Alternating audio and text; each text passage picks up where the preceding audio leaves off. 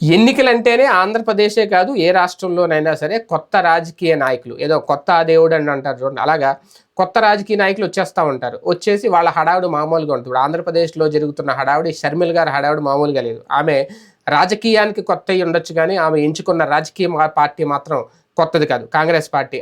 అందరికీ సుపరిచితమే.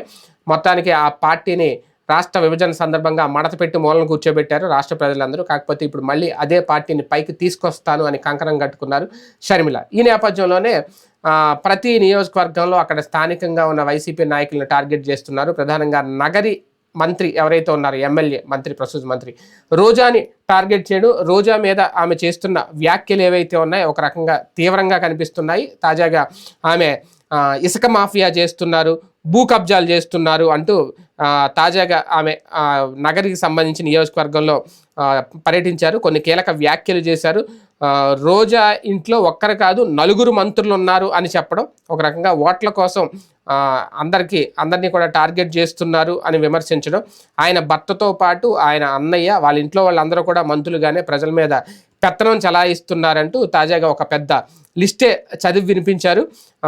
ఆవిడ భర్తతో పాటు ఇద్దరు అన్నలు కూడా మంత్రులేనంట. వీళ్ళందరూ కలిసి యథేచ్ఛగా ఇసుక మాఫియాతో పాటు ప్రభుత్వ భూములు కబ్జాలు చేస్తున్నారు అంటూ. అంటే ఒకటి రోజా అంటే ఒక ఫైర్ బ్రాండ్.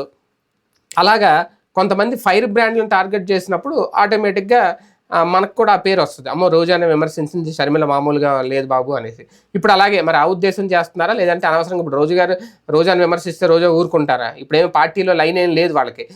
షర్మిల ఏమన్నా కామ్గా కూర్చోండి మాట్లాడొద్దని ఏం లేదు. రాజకీయంగా విమర్శించాలంటే రాజకీయంగా ఢీ కొట్టండి, ప్రాబ్లం లేదని అన్నారు. వాళ్ళు కూడా వెనకేం తగ్గట్లేదు. వ్యక్తిగతంగా విమర్శించుకోరు కానీ రాజకీయ విమర్శలు అయితే మామూలుగా ఉండవు, పీక్ లెవెల్కే వెళ్ళిపోతూ ఉంటాయి.